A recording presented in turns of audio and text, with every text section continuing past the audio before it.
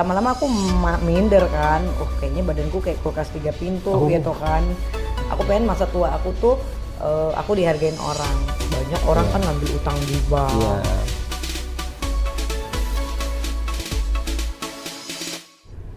Hai guys, kita sekarang berada di Rujak Ruang Pajak. Nih, jadi acara kita ini namanya Rujak Ruang Pajak, Mbak Berbi. Oke. Ya, nanti Mbak Berbi bisa lihat di channel YouTube kami, Kantor Wilayah DJP Jakarta Timur. Subscribe. Gimana tadi YouTube-nya kurang? Aku kan lama di Amerika, jadi agak antik gitu loh ngomong YouTube. Salah ya? YouTube biasa aja nggak.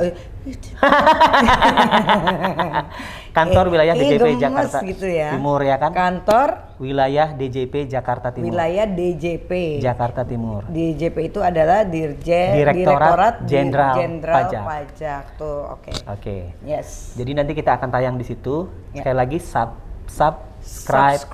Ya, like. Subscribe. Like juga ya. Like. Baik. Diulang subscribe-nya. Subscribe. Oke, kasihan susah ya, Bo. Orang Jambi. Iya benar, orang Jambi kan lidahnya agak-agak gimana gitu. Iya, ya. Tapi orang Jambi yang pintar bahasa Inggris juga banyak. Oh iya, saya pasti. dong, saya juga Mbak Berbi, ya? orang Jambi kan lama di Nevada. Baik, Mbak Berbi. Ya. Nah, Mbak Berbi hari ini spesial datang ke Rujak Ruang Pajak. Tentunya kita akan berbicara nggak jauh-jauh mengenai pajak. Ya. Tapi sebelum itu nih, Mbak Berbi mungkin bisa share ke kami, sejak kapan sih terjun ke dunia entertain? Oke, aku itu ke entertain dari tahun 2000, dari dibayar 25.000 aja. 25.000? Iya. Kalau sekarang kira-kira berapa itu? Kalau sekarang mungkin 100.000 kali 100.000 ya?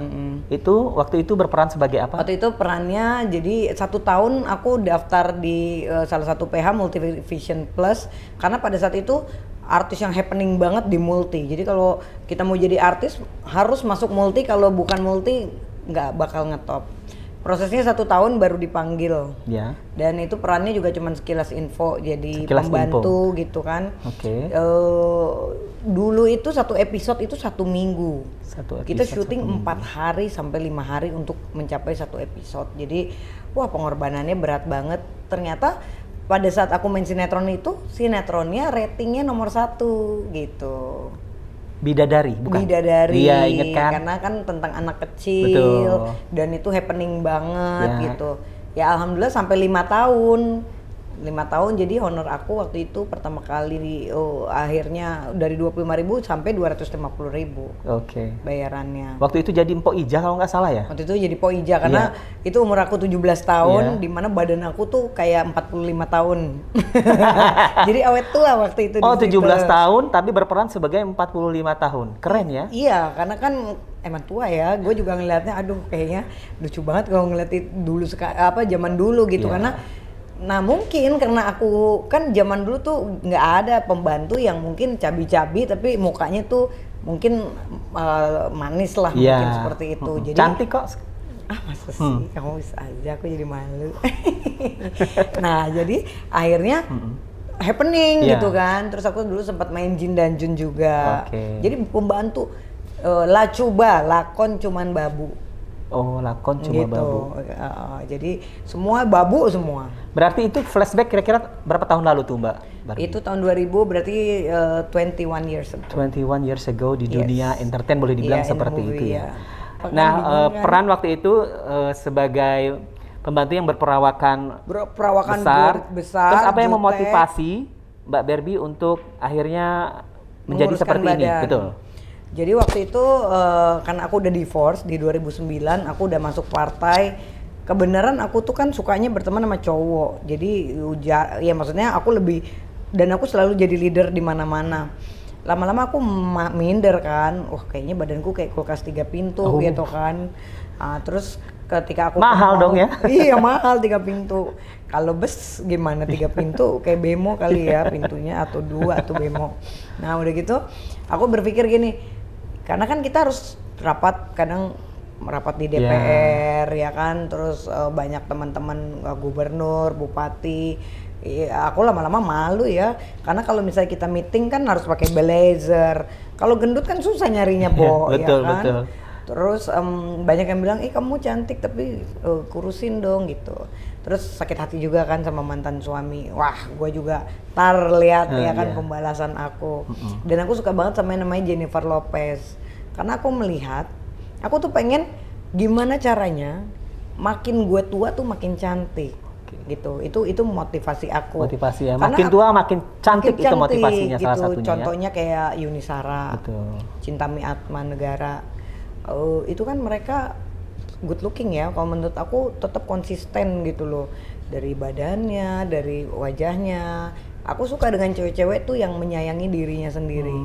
Karena banyak di lingkungan aku pada saat itu pada males-males gitu loh. Betul. Olahraga males, ya kan, kehidupannya ada lagi yang kena narkoba. Betul. Ya kan, terus nggak sekolah juga. Aku nggak mau kayak mereka, jadi aku kuliah juga. Terus sampai akhirnya aku PKPA di tahun 2016 untuk jadi advokat. Udah ada berita acara sumpahnya. Ya udah, dari situ aku kan berarti beda kan, udah nggak jadi artis lagi. Aku pengen masa tua aku tuh aku dihargain orang, karena menurut aku buat apa kita kaya nyari duit instan kan. Banyak ya artis yang jalan instan, mungkin mereka lebih kaya gitu, tapi nggak punya harga kan. Mungkin di media, wih gila ya dia kaya banget, pamer rumah ini ya kan. Kalau aku kan dihina-hina ya kan, ya menurut aku nggak apa-apa. Nggak apa-apa ya Mbak Berby ya. Nggak apa-apa, tapi yang penting lebih baik dihina hanya untuk materi, tapi harga diri kita naik gitu. Karena kalau kita punya harga diri, pasti di lingkungan kita, apalagi aku kan orang organisasi juga kan, aku megang beberapa organisasi gitu. Jadi aku ngerasa pride itu jauh lebih mahal daripada arti uang gitu. Jadi selain kegiatan keartisan yang Mbak Berby geluti, itu apalagi yang kegiatan lain yang sama porsinya dengan keartisan? Advokat mungkin ya, advokat. Aku punya law firm sendiri. Punya law firm sendiri, namanya Kumala Lubis and Partners. Memang sih jujur aja untuk saat ini advokat pun lagi sepi ya. Maksudnya semuanya tuh berdampak gara-gara COVID itu ancur-ancuran banget gitu. Jadi masa pandemi ini pengaruhnya bagi Mbak Berby sendiri mungkin pengaruhnya menurun jauh banget. Nah, tadi kan Mbak Berby sempat bilang dipotong pajak nih. Nah, kalau Mbak Berby sendiri tahu pajak itu secara nyata kapan gitu? Tahu pajak gitu? Pajak itu sih sebenarnya dari zamannya syuting ya, dari zamannya syuting udah 10 tahun lalu tahu. Sudah tahu itu ya? Sudah tahu gitu, karena memang artis kalau udah syuting masuk di PH ataupun stasiun TV, memang kita wajib gitu loh. Jadi ya misalnya honor kita 1 juta ya dipotong pajak jadi berapa gitu kan, karena mereka juga nggak mau gitu kalau kita nggak terima, nggak bisa. Kalau NPWP punyanya mulai kapan tuh Mbak Berby? Aku 2016 baru punya baru punya, iya. Padahal mungkin sebelum itu Mbak Berby sendiri mungkin sebenarnya sudah merupakan orang yang punya NPWP harusnya ya, karena mungkin ketidaktahuan ya. Aku nggak tahu NPWP kapan sih. NPWP itu kepanjangannya apa dulu? Coba inget gak? Nggak inget.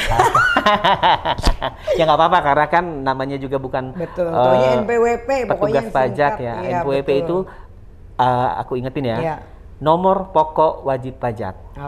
Nomor pokok wajib pajak. Nah, itu berlaku sekali seumur hidup. Jadi kalau kita sudah punya NPWP, udah tuh terus tuh berlaku Mbak Berby. Seumur hidup ya, kita nggak perlu ganti-ganti lagi. Betul, nggak perlu. Tadi aku mau nanya apa ya? NPWP. Oh iya. Tuh kapan kan, sih sebetulnya NPWP itu? Iya, 2016 kan baru punya. Betul, kan, aku betul. Tahu. 2016 baru punya. Nah, terus mulai lapor-lapor pajak sendiri kapan Mbak Berby? Mulai lapor-lapor pajak itu 2000 berapa ya? 2019 kayaknya. 2019. Iya. Nah, ketika dulu punya NPWP terus dipotong-potong pajak, itu yang Mbak Berby pahami ketika dipotong pajak itu seperti apa sih saat itu pemahamannya? Aku taunya ya udah nanti orang stasiun TV yang urus pajak kita itu, karena kan seluruh artis dipotong pajak.